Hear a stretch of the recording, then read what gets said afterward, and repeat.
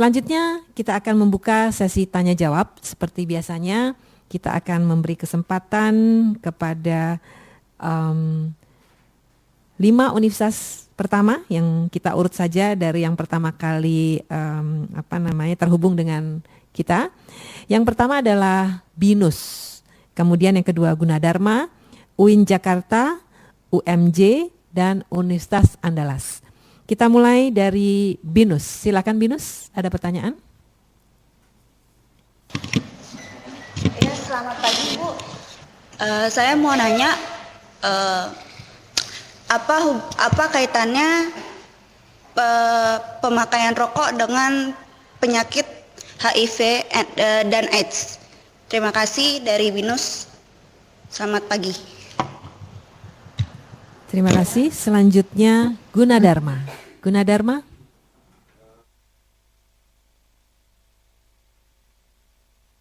Gunadarma, saya pernah mendengar berita mengenai penelitian di Ciu, Cina, kalau rokok itu dapat merusak bakteri baik yang ada di mulut.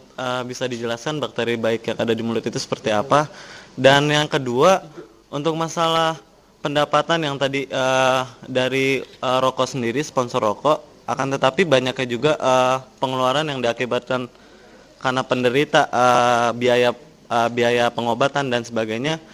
Perbandingannya ternyata nggak terlalu jauh. Nah, pada saat ini masyarakat mengetahui bahwa rokok itu mempunyai pendapatan yang lebih besar, akan tetapi pada nyatanya perbandingannya tidak terlalu besar, malah sedikit merugikan. Jadi sebaiknya pada saat info iklan ataupun seminar ataupun apapun lebih ditekankan pada suatu dari segi negatif rokok, tidak hanya dari penyakit tapi dari pendapatan pun, supaya masyarakat lebih mengerti, paham akan bahwa pendapatan dan pengeluaran itu ternyata berbanding negatif, tidak positif seperti itu. Makasih. Terima kasih Gunadarma. Berikutnya UIN Jakarta. UIN. Bagaimana perkembangan tentang rancangan undang-undang anti tembakau? Satu lagi. Ya, pertanyaannya satu lagi. Seperti kita ketahui, kalau di Malaysia atau Singapura itu di bungkus rokok itu terdapat anatomi manusia, tapi anatomi manusia yang telah mencerminkan kalau si manusia itu memiliki penyakit-penyakit yang jika dia mengkonsumsi rokok bagaimana gitu organ-organ dalamnya. Dan menurut saya itu perlu gitu ya ada di bungkus-bungkus rokok. Apakah di Indonesia mungkin diberlakukan peraturan seperti itu gitu? Iya, terima kasih. Berikutnya UMJ. UMJ.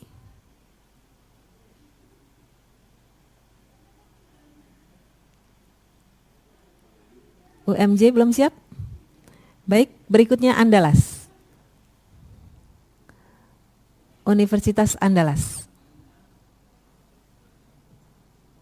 Saya dari UNAN akan menanyakan, yang pertama kan materi yang tadi dibahas tentang rokok gitu Bu.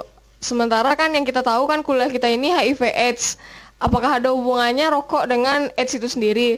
Terus habis itu tadi ada dibilang kalau rokok lebih banyak digunakan untuk sponsor yang event gitu kan, event-event para remaja sama para pemuda. Kalau menurut saya itu wajar, karena yang saya tahu rokok biasanya kalau kita masukin sponsor, kalau kita nggak mau ngajak mereka jadi sponsor, mereka emang wah banget gitu kalau misalnya ada ajang-ajang yang mau make dia gitu buat jadi sponsor. Jadi makanya banyak para remaja itu ngambil tempat perusahaan rokok jadi sponsor gitu. Ada nggak penanggulangan dari pemerintah kan? Ya itu pertanyaan dari saya. Terus ada satu lagi Bu, pertanyaan dari teman saya. Makasih. Assalamualaikum warahmatullahi wabarakatuh. Terima kasih atas kesempatan yang telah diberikan. Saya Iksan, perwakilan dari UNAN, akan menyampaikan beberapa pertanyaan dalam hal ini. Yang pertama, yang ingin saya tanyakan yaitu pada kesepakatan FCTC yang disampaikan oleh pemateri tadi. Di sana Indonesia tidak menandatangani kesepakatan yang telah disepakati di sana. Itu menurut pemateri alasan Indonesia apa sehingga tidak menyepakati? Pertanyaan kedua, ini kita memandang rokok ini dalam dua sisi ya. Pertama, rokok ini betul membahayakan, betul merusak kesehatan, betul banyak merugikan seperti yang dipaparkan tadi. Namun di sisi lain, industri rokok ini merupakan industri yang sangat potensial bergerak di Indonesia. Karena sudah kita ketahui semuanya bahwa sangat banyak sekali pengabdian dari industri rokok ini kepada Indonesia. Seperti kita lihat ada Beasiswa Jarum, beasiswa kepada mahasiswa. Kemudian ada pula dalam bentuk olahraga. Di bulu tangkis itu ada Jarum juga, kemudian di Liga sepak bola ada pula Liga Jarum. Kemudian dari sudut pandang yang berbeda ini, bagaimana tanggapan materi? Kemudian kalau ditutup juga perusahaan rokok ini kan akan banyaknya pengangguran yang meningkat seperti itu. Kemudian alasan juga ini mengapa satu-satunya di Asia Pasifik hanya Indonesia yang belum melarang iklan rokok. Terima kasih. Ada lagi satu pertanyaan dari teman. Assalamualaikum warahmatullahi wabarakatuh. Saya punya sebuah pendapat begini. Kita tidak mungkin memberhentikan industri rokok.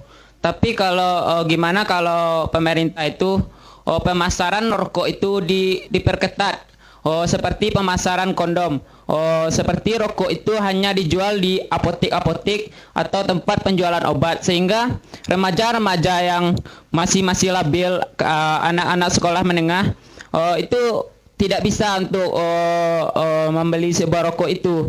Jadi pemasarannya diperkecil. Kenapa pemerintah tidak berpikiran seperti itu? Iya, terima kasih. Pertanyaan cukup banyak Pak Sata. Ya, silakan Pak. Ya, terima kasih Bu Moderator. Nah, sekarang pertanyaan pertama ya dari Binus, sejawat mahasiswa. Jadi kaitan pemakaian rokok dengan HIV/AIDS. Tadi saya katakan bahwa sebetulnya rokok ini kan mengandung nikotin. Nikotin itu sudah nyata-nyata oleh WHO tahun 93 sudah digolongkan ke dalam zat adiktif. Ya kan, sama dengan narkoba sebetulnya, karena sama juga dengan mereka melalui sistem dopamin mempengaruhi otak. Nah, kalau kita lihat HIV/AIDS ini, sebagian daripada pengidapnya itu juga terkait dengan penggunaan narkoba. Jadi sebetulnya rokok ini pintu gerbang untuk penggunaan narkoba, dan itu akan menjadi HIV/AIDS. Dan sekarang ini ternyata di Indonesia pun kenapa kita meningkat terus adalah karena penggunaan narkoba. Jadi penggunaan jarum suntik yang tidak aman, dan itu semua pintu gerbang pertamanya adalah perokok aktif. Jadi kalau kita biarkan terus anak-anak kita mulai merokok pada usia muda, nanti usia remajanya udah ngidap narkoba. Dan ini buktinya banyak sekali ya. Dari teman Gunadarma ya. Ini yang pertanyaan pertama adalah Gunadarma.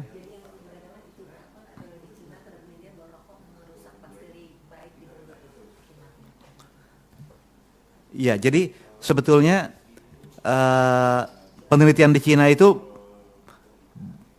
tidak dilakukan di tempat-tempat lain juga ya sebetulnya. Merusak bakteri baik sebetulnya di mulut, bukan merusak bakteri yang tidak baik. Yang jelas dia itu kan tarnya itu melekat di gigi juga. Artinya secara kosmetik udah nggak baik gitu. Memang kalau misalnya kretek itu ada cengkehnya kan. Dan cengkeh itu kita tahu pada dokter gigi juga dipakai sebetulnya untuk pengobatan gigi. Cuma dalam hal ini secara umum sebetulnya tarnya itu yang dianggap merusak kesehatan gigi dan kesehatan mulut. Nah, sekarang kita lihat lagi pertanyaan berikut ya mengenai pendapatan dari sponsor. Ini sekaligus juga sebetulnya ada banyak pertanyaan menyangkut ini tadi. Memang pendapatan dari sponsor rokok itu akan besar sekali, karena memang tadi saya katakan bahwa dia itu diam-diam dapat dari jual rokok aja udah 140 triliun mungkin. Jadi mereka itu memang sanggup mensponsori itu semua. Dan di kita ini memang masih belum ada aturan yang melarang. Kalau kita lihat hampir semua negara, sekarang ada 184 negara yang menandatangani dan juga mengaksesi FCTC, itu semua sudah menghilangkan itu sponsor maupun iklan daripada rokok. Nah, untuk kita sebetulnya sudah diusahakan untuk mengganti. Memang kita ini nggak sanggup. Seperti misalnya Komnas Rokok itu mencoba mengganti, jangan pilih sponsor dari rokok, tapi kita akan bantu dengan sponsor dari Komnas Penanggulangan Merokok. Iya kan? Cuma besarnya memang tidak akan sama. Lalu juga kemarin ingat kan pada waktu SEA Games di Palembang, kami itu protes kepada penyelenggara supaya jangan mengambil sponsor dari perusahaan rokok, dan itu diikuti. Artinya SEA Games itu bebas dari sponsor rokok. Nah, ini semua sebetulnya memang membutuhkan keberanian, dan juga sebetulnya mungkin juga memang hilang sebagian sponsor itu, pendapatan dari sponsor itu. Tapi kalau kita lihat tadi ya, sebetulnya iklan-iklan rokok itu kan memang menyesatkan, seperti Glamor dan sebagainya. Mereka tidak pernah menyebut bahwa dia menyebabkan sakit, ya kan? Lalu juga tidak pernah menyebut bahwa orang miskin itu pendapatannya hilang untuk beli rokok, mengutamakan rokok itu. Lalu yang UIN ya, teman dari UIN mengatakan bagaimana mengenai RUU anti tembakau. RUU anti tembakau yang disusun pertama itu memang sudah grounded, artinya sudah dipetieskan, tapi kami sebetulnya menyusun peraturan pemerintah sebagai lanjutan dari Undang-Undang Kesehatan, Undang-Undang 36 tahun 2009, di mana di situ tadi saya katakan dimuat juga bahwa rokok itu nikotinnya itu termasuk zat adiktif. Nah, kami ini sudah sampai pada tahap akhir tadi saya katakan, dan di situ sebetulnya juga sudah disetujui untuk penggunaan grafik warning, jadi gambar daripada anatomi yang sudah rusak atau yang sudah terkena penyakit karena rokok, misalnya kanker paru ataupun kanker mulut dan juga lain-lain. Ada banyak di situ sebetulnya. Dan juga disepakati bahwa warning itu nanti akan rotasi, jadi bukan satu. Kalau sekarang kan warning ini hanya satu. Jadi rokok berbahaya untuk wanita hamil, menyerang kanker dan sebagainya. Dan ternyata kalau satu itu menjadi trademark, malah dipakai oleh industri rokok untuk menunjukkan bahwa ini loh rokok. Jadi kalau kita misalnya turun di Juanda, Surabaya, itu besar sekali warningnya, itu mungkin ada 40 meter barangkali, tapi di bawahnya jualan rokok, industri rokok. Nah, itu yang kami mau coba hilangkan. Jadi sebetulnya memang tidak lagi pakai undang-undang, tapi akan PP, dan PP ini turunan daripada Undang-Undang Kesehatan. Jadi memang kalau kita lihat di Malaysia dan Singapura, mereka itu 2/3 daripada bungkus rokoknya itu penuh dengan gambar. Itu yang kami inginkan sebetulnya. Dan gambar bukan hanya satu, tapi banyak. Kalau bisa rotasi juga gambarnya tiap 3 bulan. Untuk teman dari Andalas, tadi saya sudah jawab sebetulnya ya. Kenapa materi rokok kaitannya dengan HIV AIDS? Karena rokok itu gerbang pertama untuk menuju ke adiksi. Dan adiksi itu kita sudah tahu bahwa adiksi narkoba itu sekarang penyebab utama dari meningkatnya terus HIV AIDS di Indonesia. Jadi bukan lagi karena hubungan seksual, pelacuran dan sebagainya, tapi lebih banyak karena narkoba. Nah, mengenai sponsorship ya, kita tahu memang ini kita tahu dulu juga di istana kan 17 Agustus perusahaan rokok juga membagikan rokok. Mereka mensponsori juga. Sekarang ini sudah tidak ada itu. Kita tahu juga bahwa sebetulnya bisa juga kita dapatkan sponsor lain.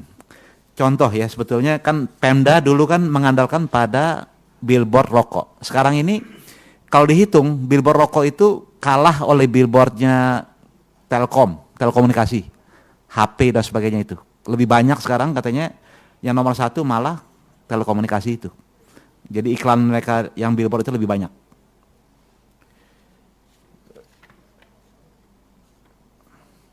Nah, sekarang mengenai pertanyaan kenapa Indonesia tidak tanda tangan, padahal hadir, bukan cuma hadir, kita bantuin buat.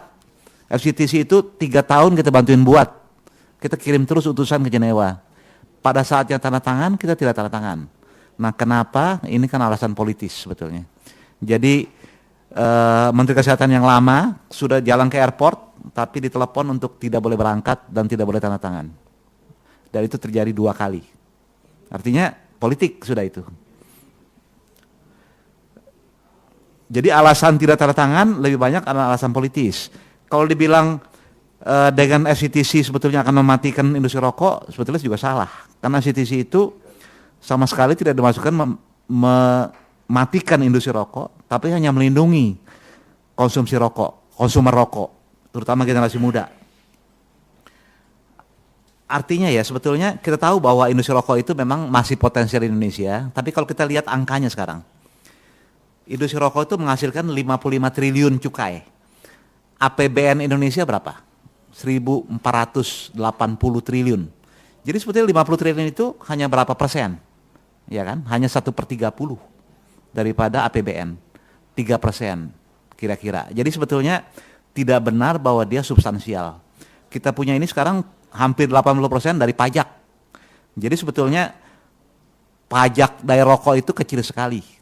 Ya kan? Kalau 55 triliun dibandingkan misalnya 1.200 triliun dari pajak lainnya, itu tidak ada artinya. Lalu kerusakan ditimbulkan kalau kita lihat. Jadi lagi-lagi sebetulnya tidak imbang, ya. Ya, rokok itu tidak imbang. Mengenai bahwa kalau ditutup industri rokok atau kalau berkurang misalnya ya. Jadi begini, sebetulnya tuh selama ini negara-negara yang menandatangani FCTC dan juga menaikkan cukai rokok, artinya harga rokok meningkat tinggi sekali, itu tidak pernah menghasilkan penutupan industri rokok. Artinya mereka tetap hidup. Kenapa? Karena tadi adiksi. Jadi cukai dinaikkan, harga rokok naik, orang tetap beli karena sudah ketagihan. Nah karena itu mereka tetap hidup. Tapi yang jelas pemerintah dapat cukainya lebih tinggi. Karena itu memang kita akan mencoba menggerakkan supaya cukai kita itu bisa tinggi sekali. Karena sekarang ini kan dibatasi 57% dari harga ad valorem. Jadi sebetulnya sudah tidak laku lagi karena sekarang dipakai dari harga jual eceran. Jadi barangkali kita juga bisa menaikkan sampai 60%. Dan itu akan menghasilkan cukai yang barangkali berlipat ganda. Karena sekarang 43% saja cukainya sudah 55 triliun lebih. Nah, mengenai bahwa sebetulnya industri rokok itu memberi pengabdian, memberi beasiswa. Memang kita tahu ada Jarum dan sebagainya. Ini sudah taktik lama yang secara internasional sudah dikenali. Kalau kita baca dokumen-dokumen industri rokok secara internasional, memang mereka itu bagian strategi mereka untuk membuat image yang cukup baik daripada mereka supaya mereka bisa bekerja terus, menjual terus rokoknya tanpa atau dengan mengabaikan efek negatif yang ditimbulkan. Dan ini sebetulnya kurang disadari di Indonesia. Kalau kita lihat misalnya memang muka bagus ini dengan memberi beasiswa, ya kan, Jarum, Sampurna dan sebagainya. Tapi di balik itu kan sebetulnya mereka membawa simbol industri rokok mereka. Dan ini memang barangkali kita harus tangani dengan lebih serius di masa depan. Memang mereka berusaha segala bidang. Memang ada liga juga sepak bola, liga Jarum, lalu juga sponsori berbagai macam jenis pertandingan. Dan mengenai pengangguran ya, sebetulnya pekerja yang bekerja di industri rokok itu tidak mencapai 1% daripada keseluruhan pekerja di Indonesia. Kenapa? Karena sebagian besar daripada mereka sudah mekanik, sudah pakai mesin, industrinya sudah modern, bukan pakai tangan. Yang linting itu sebagian kecil, kita tahu yang linting itu kan buruh linting itu sebagian besar wanita dan digajinya juga di bawah upah minimum. Dan ini sebetulnya yang kita harus soroti terus. Ada berbagai kajian sekarang juga sedang dilakukan untuk melihat sebetulnya bagaimana kondisi tersebut dan bagaimana nantinya di masa depan. Nah, kenapa belum melarang iklan rokok? Karena memang undang-undangnya belum mengatakan demikian. Misalnya di elektronik, kita sebetulnya hanya membatasi setelah jam 10 malam. Lalu misalnya di luar ruang belum ada undang-undang yang melarang. Di media cetak juga belum dilarang. Tapi nanti misalnya kalau sudah PP-nya ada, kita akan coba melakukan lebih ketat. Karena sekarang ini banyak pelanggaran terjadi sebetulnya. Mengenai usul untuk pemasaran rokok ya diperketat. Memang undang-undang yang baru ini kita coba juga memasukkan bahwa sebetulnya anak kecil nggak boleh jualan rokok. Artinya di bawah 15 tahun kalau bisa tidak jualan rokok. Dan juga tidak beli rokok kalau bisa. Tapi nanti itu enforcement-nya akan sulit juga di kita. Karena di berbagai tempat, khususnya di luar Jakarta, di daerah-daerah itu masih banyak anak di bawah 10 tahun masih jualan rokok. Dan menawarkan kemana-mana itu. Kalau ditaruh di apotek memang betul ya, tapi apotek itu kan terbatas juga ya sebetulnya. Mereka kan memasarkan rokok itu di mana-mana. Malah sebetulnya kenapa remaja bisa beli rokok? Kalau kita lihat pemasaran industri rokok di Indonesia, 60% itu batangan jualannya. Yang sebetulnya di negara lain sudah dilarang. Di FCTC itu dilarang kalau jualnya bukan bungkus. Nah, kalau jualnya cuma 2 batang, 3 batang di dalam plastik, itu jadi orang jadi mampu beli. Kalau kita lihat supir mikrolet juga begitu. Supir angkot juga begitu, belinya 3 batang gitu. Tapi nanti beli lagi 3 batang lagi. Jadi memang pemasaran rokok ini juga harus ditangani di masa depan dengan melarang juga jual eceran yang batangan sebetulnya. Ya, terima kasih Pak Suarta Kosen. Selanjutnya kami beri kesempatan pada 5 universitas berikutnya akan saya sebutkan. Universitas Hasanuddin, Mula Warman, Udayana, Samratulangi, dan USU. Kita mulai dari Universitas Hasanuddin. Silakan.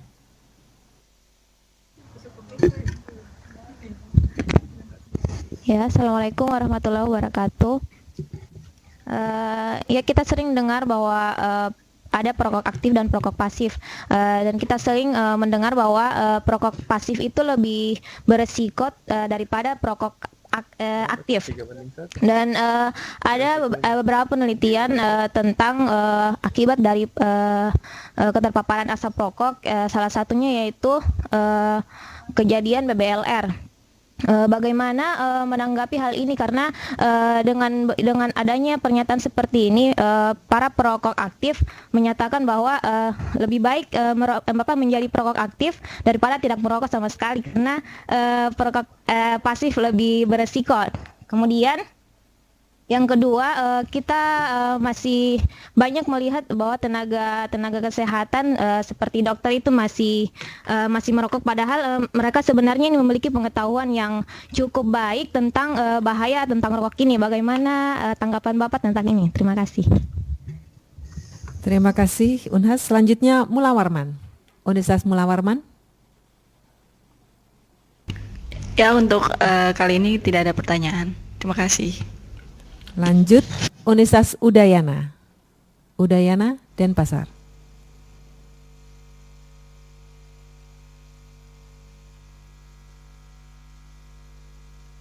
Belum ada.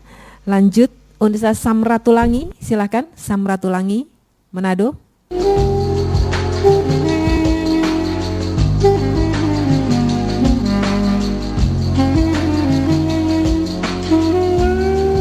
Samratulangi?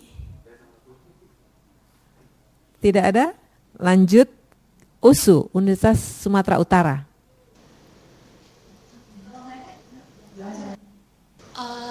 Tidak ada, Bu.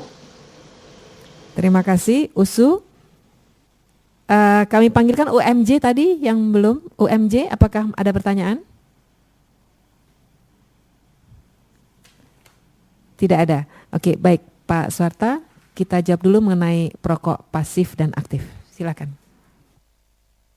Terima kasih. Jadi untuk rekan dari Hasanuddin, jadi sebetulnya perokok aktif dan pasif itu sama bahayanya. Tidak benar bahwa perokok aktif itu kurang berbahaya dibanding perokok pasif. Berbagai penelitian menunjukkan hal yang sama sebetulnya. Malah sebetulnya perokok aktif itu kalau cara menghisapnya lebih dalam, dia tentu akan mendapat akibat lebih banyak. Nah, berbagai penelitian menunjukkan asap rokok itu banyak akibatnya. Sama, artinya bisa menyebabkan juga PPOK, bisa menyebabkan juga kanker paru dan sebagainya, termasuk BBLR. Nah, artinya kami itu untuk mengatasi hal ini memang mencoba melakukan smoke free area. Kita tahu kan bahwa sekarang ini ada 22 kabupaten kota barangkali yang mempermaklumkan tempat-tempat umum mereka itu harus bebas asap rokok. Dan ini diatur dengan perda masing-masing. Ada juga yang peraturan wali kota dengan bupati. Saya rasa ini cukup baik karena kita tidak menandatangani FCTC dan tidak mengatur yang ketat dalam PP. Jadi barangkali kalau ada peraturan daerah mengenai itu cukup baik. Hanya sayangnya data kita menunjukkan masyarakat yang perokok aktif ini senang merokok di dalam rumah, di tengah-tengah istrinya, anaknya yang masih kecil. Dan ini cukup berbahaya sebetulnya. Tadi saya tunjukkan datanya kan seperti Jambi itu, Gorontalo itu bisa 90% merokoknya dalam rumah. Jadi bukan di luar rumah, dia merokok dalam rumah. Nah ini sebetulnya juga yang kita harus sadari dan harus usahakan tidak terjadi. Karena dalam rumah itu risiko untuk terpapar pada second hand smoke, artinya secara pasif, itu lebih tinggi tentunya. Nah mengenai tenaga kesehatan ya, benar bahwa sebetulnya sebagian dokter kita masih merokok, sebagian tenaga kesehatan masih merokok. Ini bukan di Indonesia saja. Penelitian di Inggris juga sama, karena itu penelitian pertama mengenai rokok menyebabkan kanker paru itu dilakukan di antara dokter-dokter di Inggris. Nah, tapi sekarang ini kan makin lama sebetulnya makin berkurang karena mereka makin menyadari. Tadi saya katakan dokter juga manusia tuh, jadi karena sifat adiktif rokok dia juga susah berhenti merokok. Karena itu memang kita harus menggalakkan counseling untuk berhenti merokok dan juga upaya untuk mendirikan lagi quit line service maupun juga klinik berhenti merokok. Barangkali ini. Terima kasih. Selanjutnya kami panggilkan yang berikutnya adalah IPB, UNR, UKI, UNCEN, dan UNSRAT. IPB ada 2 ya, IPB 1. IPB 1.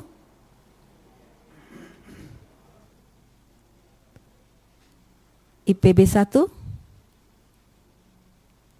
Tidak ada. Lanjut IPB 2. Di sini.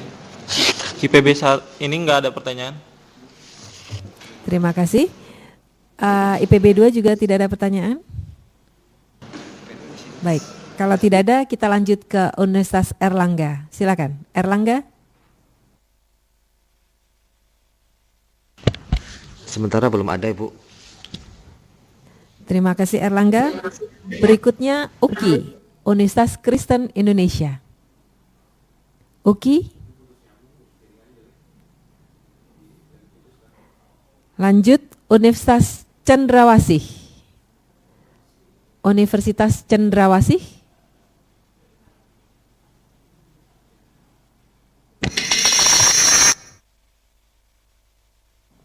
Silakan Uncen.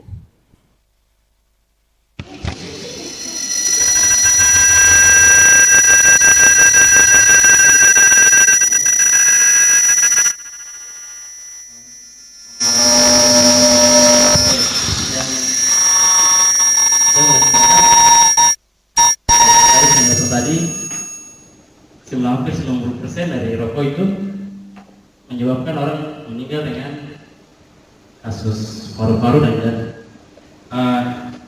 ini kan menurut pengetahuan sih banyak tetangga dan lain sebagainya yang saya mau ada penjelasan ilmiah tentang kenapa orang yang merokok aktif juga umurnya bisa panjang gitu, bisa lama. Ya yang saya butuhkan penjelasan ilmiah. Yang kedua,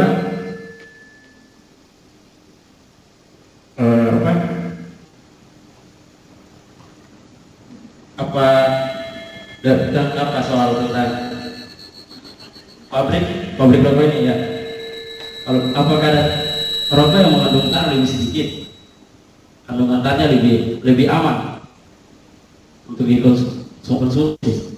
Karena kita lihat ada anjuran untuk dari kesehatan untuk tidak merokok, tapi di sisi lain juga pabrik mengharapkan keuntungan dari penjualan rokok. Ya, terima kasih.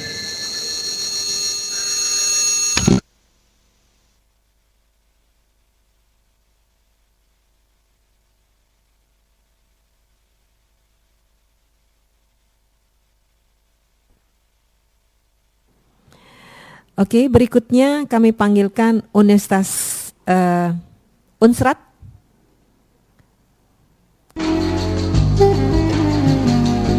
Oke, baik. Yang terdengar hanya musiknya saja. Lanjut UI. Universitas Indonesia.